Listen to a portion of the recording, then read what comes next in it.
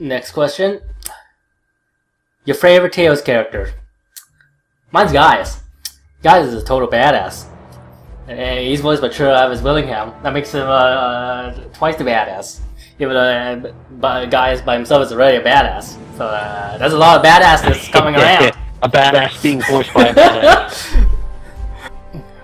Gaius... he's just such a great character. First, he's really fun to play. He's basically the classic Tails swordsman you see, but on crack. Gaius is just such a great character, I feel. I do really like how nuanced his character is.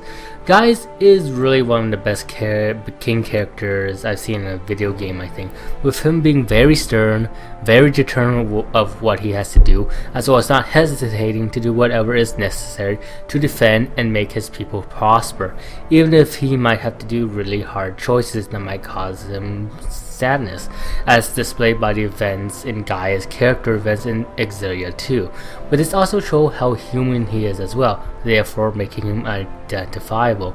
But I also really like how you can really see that Gaius does love his people in both games, and want to do what's best for them and forge a path for them where they can live happy lives, even though he has to do some hard choices to do that. I don't think many kings in video games do that, at least not the type of kings that Gaius is displayed in Xillia 2. Usually they have a king that's either a tyrant or just king because they are born to it. You can't really see if they do have the people welfare as their main priority, or they just care for the title of king.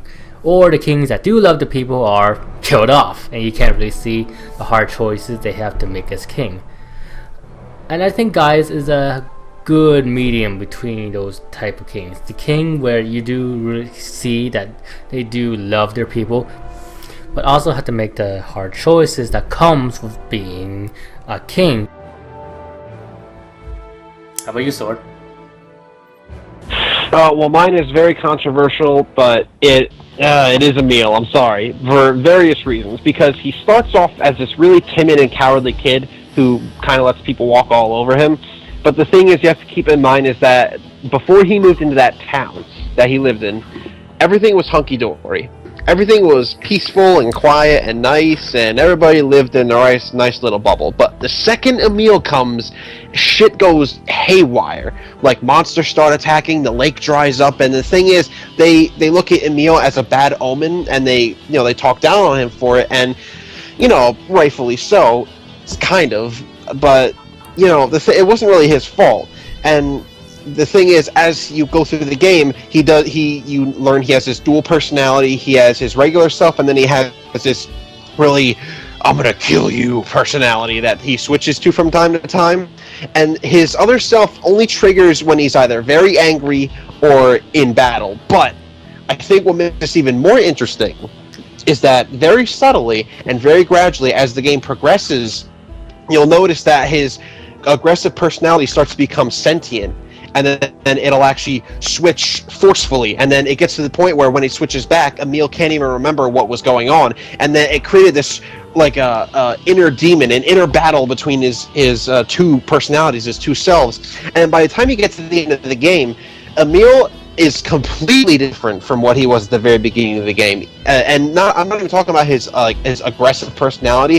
His regular one is the polar opposite of what it was, because at first he started off very wimpy, very weak, and then he gets to the point where he's become this strong person, and he doesn't even have to rely on his aggressive self anymore to fight his battles for him. And I just think it's a really great development of this character.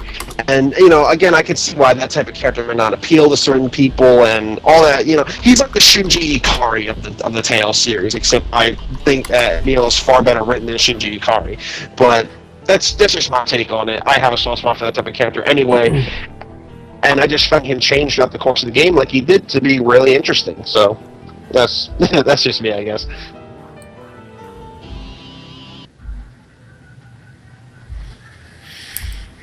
How about you, Forrest? Alrighty. Well, this might surprise you guys, but I'm thinking outside of the box on this one. My actually favorite character. That is really thinking outside of the box. Wow. No. It's kind of close, actually. It's Elise. One of the main reasons Elise. She's adorable. One of the main reasons best child character in the Tale series. She is. But one of the main reasons I picked her is because when you play both games, I'm very similar to Emil in a way.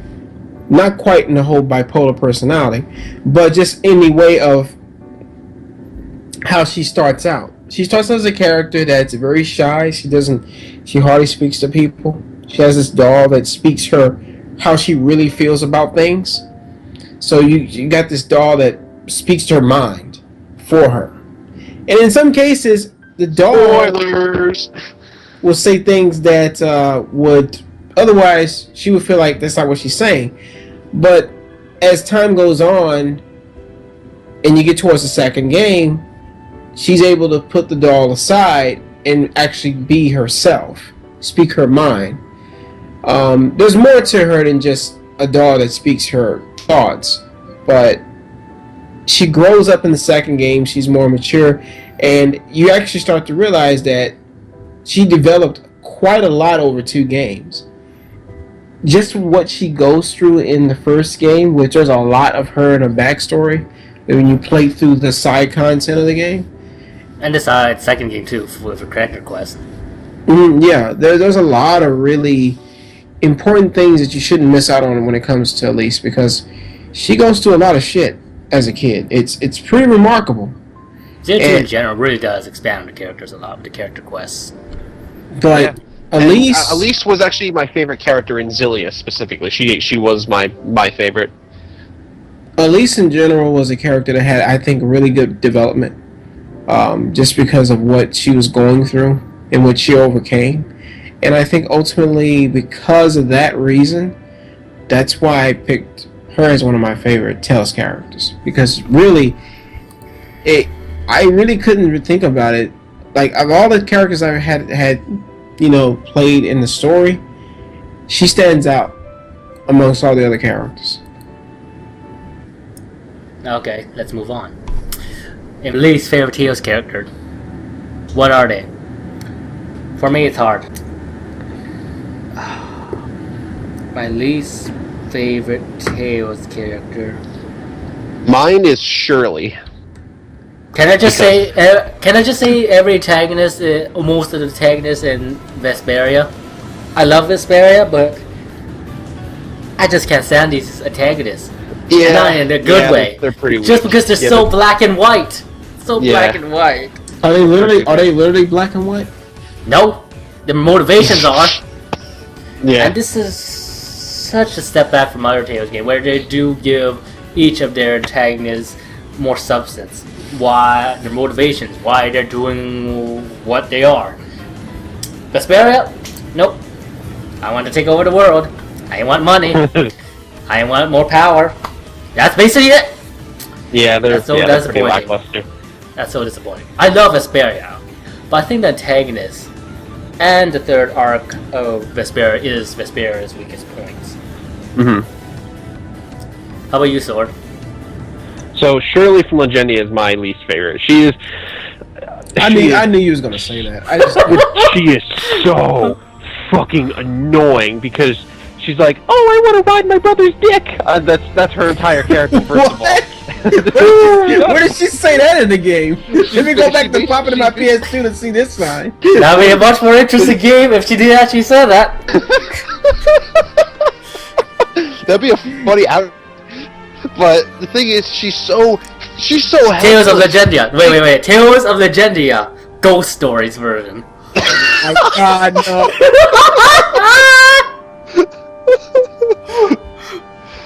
That would be I would be surprised if her voice actor if Shirley's voice actor just threw that in there as an outtake, and there's like a hidden thing you could find in the game where she just says, "Oh, I want to ride Oni-chan's dick." Oh my God. But the thing is, in all seriousness, the thing about Shirley is that, first of all, she's so whiny. She just whines about everything. And the thing is, okay, you rescue her, okay, everything's fine. Oh, she gets kidnapped again. You gotta rescue her again. And then rinse and repeat. This is the whole game. And she's so helpless. And she's more helpless than fucking Princess Peach. She's worse than Princess Peach. At least Peach can, once in a while, get shit done. Shirley she's waiting for her Oni-chan to rescue her, and she's hoping that her Oni-chan will fuck her when she gets rescued. Every time. Because Shirley, she's so annoying. Oh my god. She was one of the main things that made me not like Legendia. Her presence alone detracted from the experience. Like, rescuing Shirley is no fucking motivation to keep playing the game. That is the last thing I want to do. I want her to stay kidnapped. I want them to fucking kill her off. I probably say that I don't hate Shirley as much as Sword do, but I probably really dislike her during the final parts of the main story. Where her likability really takes a nosedive. The only thing to me about Shirley is just when the way she speaks. Maybe that's the perception they want to give for the character, the way she talks, because she sounds very whiny. Like, Shirley, Sano! But I mean... No, that's not me! But outside of that, for me, personally, I hate to say this. It's Emil, I really do. It's Emil, isn't it? We all know it's going to be Emil. Yes, just fucking say. It is Emil, and the main reason why is because why wouldn't it be? Yeah, I mean, right? Why else wouldn't it be? Because he's a bipolar character that just is all over the place. It's just a mess. That character just. Well, the thing is, there's an explanation for that. There's a story. I understand there is, but speaking just in general, I just don't like how the character is presented. I don't like how the character is done, and I just don't like how the character just, to me, is just a mess. Like the way the character is done is a mess, and it's the whole idea of him is a mess. Explanations, everything is explanations, and I'm telling you, it is. I understand that the story is built around Emil and how his personality is. Hey, Sword, Shirley has an explanation too. I just find her so ridiculously annoying. Exactly, and my case is very similar to Emil. I just think his character really didn't appeal to me whatsoever. I found him to be pretty much a character that I would give credit where it's due is different. Because you get your every typical main character, it's a hero, and of course, hero in this case, but I just didn't like how the character was built. Nothing about him really made any sense to me. Why was he done that way? I mean, I don't know. It's just something about him. Like, I just don't like him. I just don't. Luke is another character where it's like it could go either way. Hey, the only thing I don't like about Luke is his outfit. Oh yeah, it looks like why that outfit? But yeah, I mean, I'm sorry, Sword. Emil, I thought Emil was just a very dumb, annoying character. Big bipolar character. He's a very bipolar character. Again, explanation. It's revealed why he does that. I'm sorry, but he's a very bipolar cliche character. What the fuck? Okay. What the fuck? Okay, let's move on. I'm gonna do one more extra question, which I didn't thought of. What is your favorite character to play as? Luger. Luger for me as well. Why? Because he's easily the most versatile character in the series. Like, alright, to be honest, I don't like his dual gunfighting style. I think it's really slow. But his dual swords and his hammers, and especially switching them on the fly, makes him a blast because you can exploit enemy weaknesses with them, and then you'll be like in the middle of a combo, and you'll get a power chain, I think it's called, where the enemy's resistances are nullified, and you could switch to your swords and just wail on the enemy completely. And I just think that him having such a wide variety of moves and abilities gives so much combo potential, and I just think that because of that, he's a blast to play as. He's basically the Dante of the Tales series, basically. Dante. Devil May Cry 3 Dante. But Devil May Cry 4 Dante, mostly because Devil May Cry 4 lets you change weapons. He really gives the games in the series that more actiony approach compared to other games. But my primary reason I like the character is equally the same as Swords. But the other main reason is I think his chromatis thing is pretty fucking sweet, actually. Pretty freaking OP too. Yeah, it is. I forgot to mention that, but it's so fun. And not only that, but I really feel like he's the first character, even though he's a silent protagonist when you play it the first time, you really still feel like you know the character. He's developing. And, he still has a character even though he's a silent protagonist. Yeah, he's still a character that has personality, even though he doesn't say anything. Primarily, I think, too, is the situation that Luger's in and the way he plays in the game, like, because of the story and how his character is, give him this all sorts of accessibility, and he plays in a way you want to play as him. So if you want to use the guns, even though I agree it's slow, to me I equally agree that I think Luger is very versatile, very open to different types of attacks in conjunction with the different weapons he uses. And overall, it's just a very unique character in the Tale series that I think probably will never be duplicated again. Because when I played Zestiria, and I was playing as the main character, the first thing I said was, wow, I don't feel the versatility that I had with Luger as opposed to Saray. Just because of the way he's done. Now, don't get me wrong, they do have this kind of similar fashion in that game, or the Chromatis thing, but it's different. It's just you have those different weapons, and it makes the character feel different. It makes that one character feel like you're playing as three different characters. Okay. For me personally, why Luger is really, really, really high on the list, I'd probably say my favorite to play is probably Mila. Mostly because she's basically a magic knight, but her character plays it in a way that I don't really see most magic knights get played in video games. When you think of magic knights, you probably think of a swordsman that can use some spells. But Mila, she integrates those spells in her attacks as well as being able to cast them. And she does it in a way that really makes it believable that this really is a swordsman that has mastered the use of her spells and know how to weave it in and out of her attacks. Know how the best way when is to cast a spell, or use it in a physical way where she is actually a knight rather than just a swordsman that knows some magic spells. And that's why I think Mila is my favorite character to play as, mostly because they integrated the concept of Magic Knight and they executed perfectly with Mila. Anyway, that's why.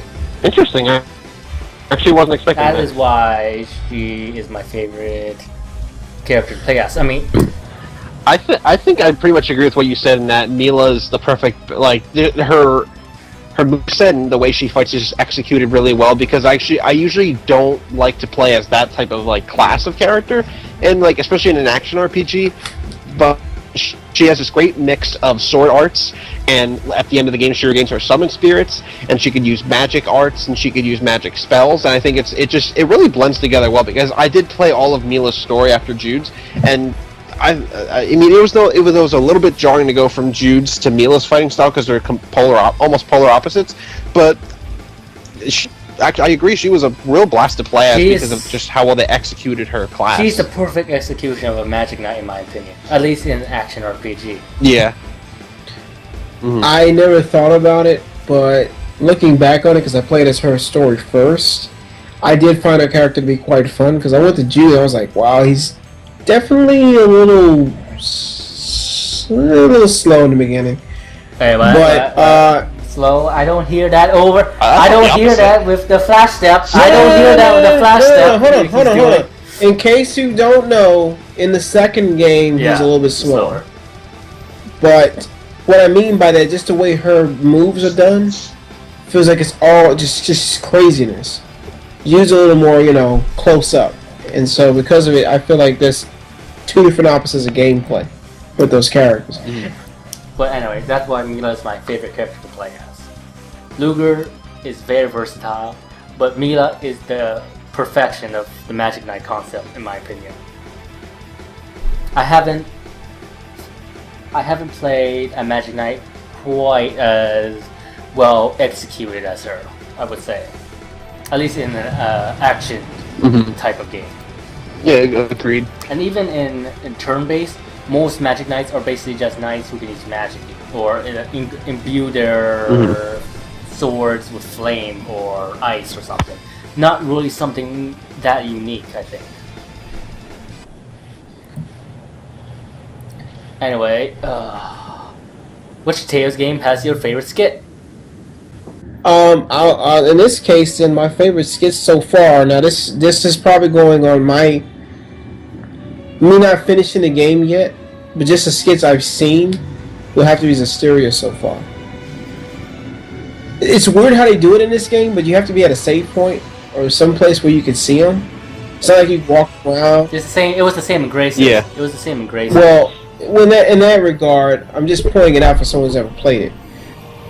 But the reason I'm pointing out this game is the skits that I generally like is actually because when you go to a save point or whatever, there is these segments where they talk about how your tutorials, and they're explaining things to Saray, and he's kind of like grasping it a little bit. They're like, "Well, come back in next week and we'll talk about these other things." He's like, "What, next week?" And then he goes back. You playing a game, and he's like, "Oh wait, come back next week and we'll talk about this." He's like, "What?" I'm like, "What the heck is going on?" He's trying to keep up, and then like at the end, he's like, "Oh yeah, well that's it. That's all the tutorials we have." He's like, "Seriously? That we're done?" I'm like, it's like this running thing about tutorials, and I've never seen a game do similar to what I said about the skits before, where they talk about tutorials in like a joking fashion. It breaks up the monotony of a tutorial being boring, if you think about it. And boy, do you need tutorials for Zestiria. that game is pretty in depth. It is. Anyway, how about you, Sword? I actually might have to agree, to be honest, because the first of all, Zestiria has, in my opinion, one of the best cast of characters in the Tales game, and that's one of the things that makes the skits in Zestiria so entertaining. But one of the main things, especially that makes the skits so entertaining, is the presence of when Edna is in it, because she's trolling everybody, and Lila's in there. She's making her awful puns. Edna just has this dry humor and sarcastic attitude. Yeah, she's just basically like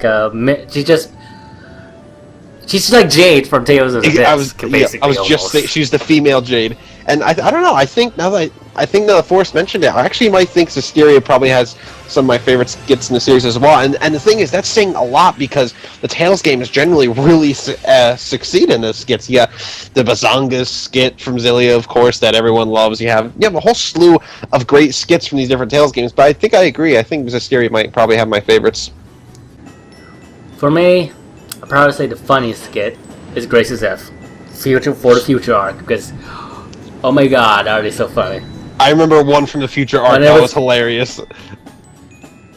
There's just so many funny skits that it's hard to just list one from that game. But the one that comes to mind in that game, in the Future arc, is probably when Asbel unintentionally trolls everybody. Well, not everybody, Hubert and Malik. Because he's trying to do inspirational speech, but in the process, he managed to troll them hard. And that is so funny because to see him troll both Hubert and Malik, who are pretty much the person who tried to troll him, it's just hilarious. I remember there was one in the Future arc at Grace Zeph where it was with Asbel, Sharia, and Malik, and then Sharia was complaining that their inventory was all messed up because no one organizes it, and then Asbel was like, okay. You gotta do it with me. You gotta do it with me? You know what I'm talking? Yeah. Sharia was like, you'll do it with me? Thank you, Asbel. And Malik's just like, ah! No, he's like, it's smooth. Yeah, I remember that. I remember that skit. Yeah, that was skit was amazing. It was smooth and suave.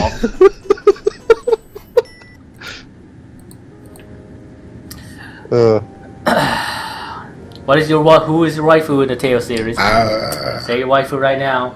Say your waifu. Your waifu. I know who your waifu is, Sword. Yes. I know because I see it in your Skype picture. Yes, Edna. I see her in your Skype picture. Edna's my wife. This is What about you, tough, Forrest? man. I accept. If you say Elise, I'm gonna have to report you. Moving on. No, I was gonna say Alicia. Alicia's cool, yeah. Was this theory?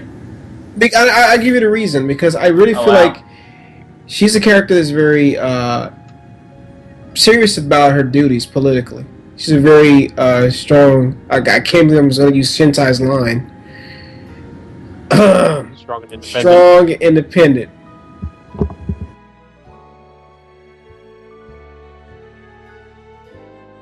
That's how I feel about Alicia.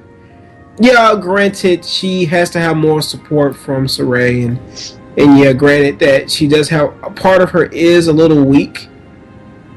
She has a strong side too, and even though she's kind of hit or miss out in the story, I do feel like she's a character that is equally important, and just the way she is, I think, works pretty well.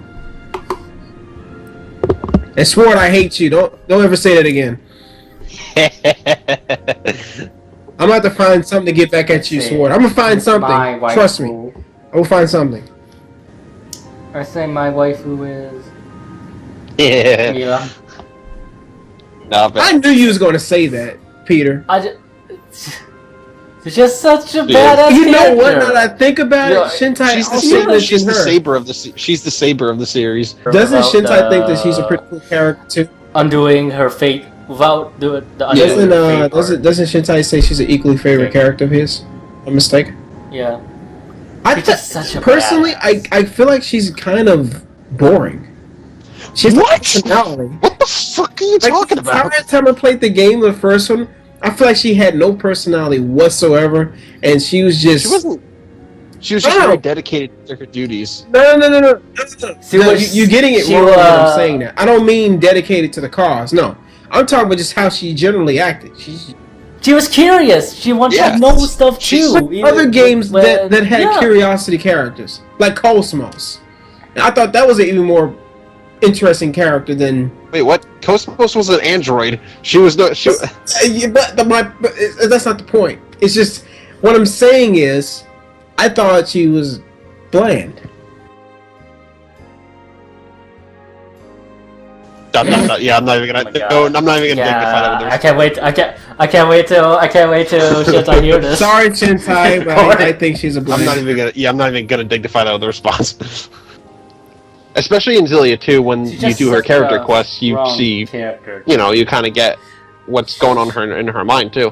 But the thing is, Mila was she was very dedicated to it. But the thing is, she also had this very small but noticeable curiosity of humanity, of humans, and she wanted to taste all the foods, and she actually loved it. There was a really funny skit where because she's Maxwell, she's more or less a god, really. But the thing is, since she's a Nomura body, there was a skit where they were out in the cold, and then she's like, "Oh, I'm sneezing. I have a fever. Oh, this is wonderful. Oh man, you humans have it terrible. You humans have it rough."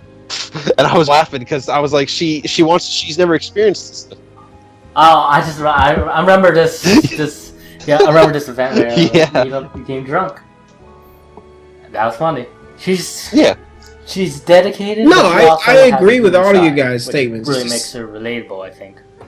And there are parts of the story where she even. The thing is, though, with the sequel of the game, the second one, certain plot points are revealed. I think I like her in the second game more than the first one. Okay, this is gonna be a doozy. Let me start this one because I know you guys got a lot more in depth than me. Okay, so let me get my little. All right, so naturally, from my perspective, I don't normally read a lot of comments on websites that may relate to the Tales fandom.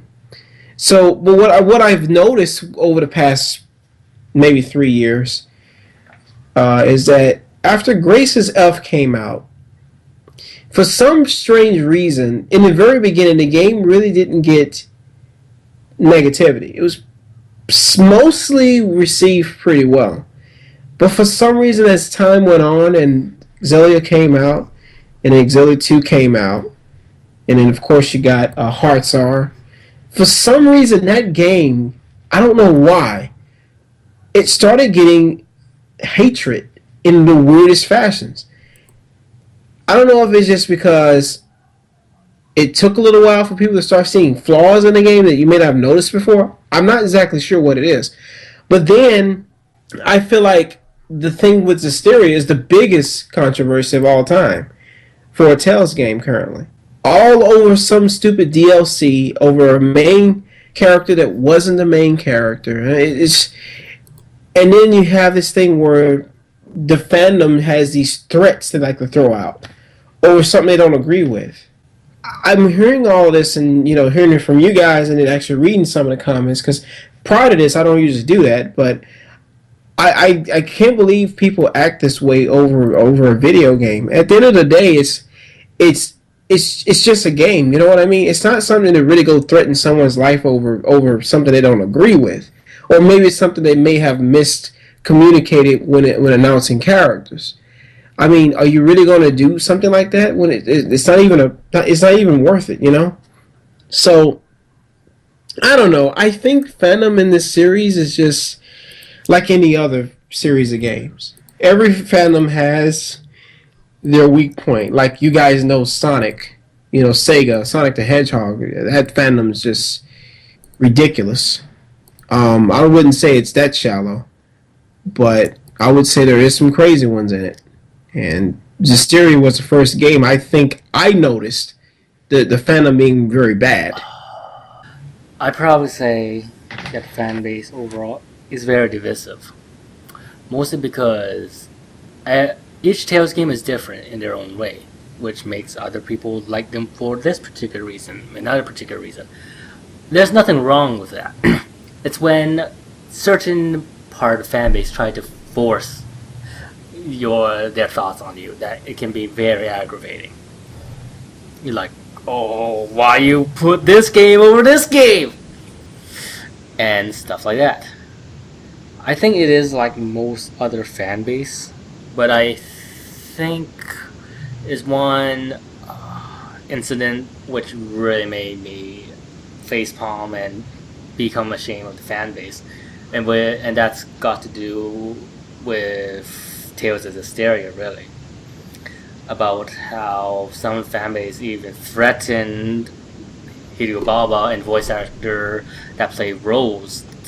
And that's really extreme in my opinion. You can dislike the game if you want, but to actively threaten the life of real people based on a video game, that's really low in my opinion. I can get being passionate about video game, but that's really despicable if you're going to threaten somebody's life just based on I mean, video game. The Tales base is really inconsistent at times. Like, there are a lot of reasonable ones, and you can have a really fun discussion with them, talking about your favorites and least favorites and why you like and dislike them, but then you have those hardcore fags, like you just said, about how they would go as far as to go as far as murder because a character that they were in love with is not in most of the game. I mean, what the fuck is wrong with you? I mean, what is going on in your head? But even going past that extremes, there are aspects of the fan base besides that I just generally don't like. Is generally the Symphonia fans, and I like Symphonia a lot, but the thing is there are lots of people out there that say that Symphonia is the only good game in the series, and that none of the ones that came afterwards are even close, and it's to the point where they're not even worth your time. Even the Tales games before Symphonia are complete shit compared to the greatness of Symphonia. So those are like my main. That one is like my main gripe with the fan base, is that they think Symphonia is my favorite. None of the other Tales games are good because it's Symphonia and it was my first one, and it's I don't like those people. I hate that attitude. And Symphonia could be your favorite, that's fine, but to dismiss it because Symphonia is your favorite, and no, I don't think so.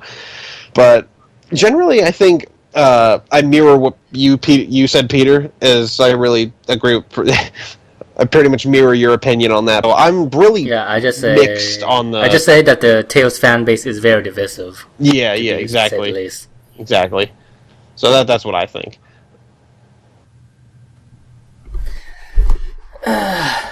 And this is getting pretty long, so I'll probably end it with this one. Tale series rankings. I did a ranking video. Sword did a ranking video. Shintai also did a ranking video, but he's not with us today, unfortunately. I don't think Forrest did a ranking video yet, but I think we should just reiterate what our rankings are, since it's been some time since me and Sword did those videos. For me, I'm not gonna add in Tales of Hysteria because I haven't completed that yet. But my favorite is Tales of the Abyss. Second favorite, Zelia 2, Graces, Zelia, Vesperia, Symphonia, Legendia, Symphonia 2, and Raid Mythology. Yeah, I think I'll do the same and not include Hysteria because I'm very, very far, but I haven't beaten it and I want to wait till I can finish it and get my absolute final thoughts. So putting that aside and putting all the other ones I haven't beaten, like Tempest and Innocence and all those other ones, if we're looking at the ones I completed, Abyss would be number 1. Then I think Zelia 1 and 2 are tied because I kind of look at them as one, like a big 2-disc adventure as opposed to 2 separate games. So that would be that, and then number 3 would be Vesperia. Then 4 would be, I think, Symphonia. I know a lot of people don't like it, but I'm sorry. I like Symphonia too, so I'm going to put that on my number 4. Then that would be Graces. Then Symphonia 1. Then, shit, what am I missing? This is off the top of my head. I know Legendia would be at the bottom. I feel like I'm missing one, though. I can't remember. Say Abyss, Legendia. I think that was it, yeah. And then Symphonia and then Legendia would be at the bottom. And then I'm telling you right now, as soon as this video's over, I'm going to remember it. Well, how about you, Forrest? I want to say this exactly as they said it. Equally, Hysteria, have not finished it yet. We're about the same place, right? Mostly, I think. Yeah, around, yeah, generally. So, for right now, that's going to have to wait. But as of right now, it will be Legendia is my number 1 favorite. Followed by second place will go to both Exilia 1 and 2. I agree with them being one game because they're in the same universe and they just continue the story. Then I would put next after that would be Graces F, followed by I guess I would put Destiny 2 under that because I do like Destiny 2 a lot. Then I would go with the games that I don't particularly care as much for down to my least, and that will go down to being under that list. It'll be Vesperia, then it'll be Abyss, and then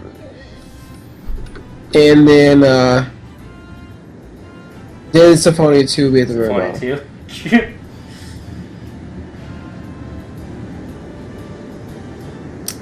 Anyway, that's all for this video. Thank you, Soren Forrest, for doing this long. Sorry, I'm sorry that the video is long, but I do appreciate you having us on.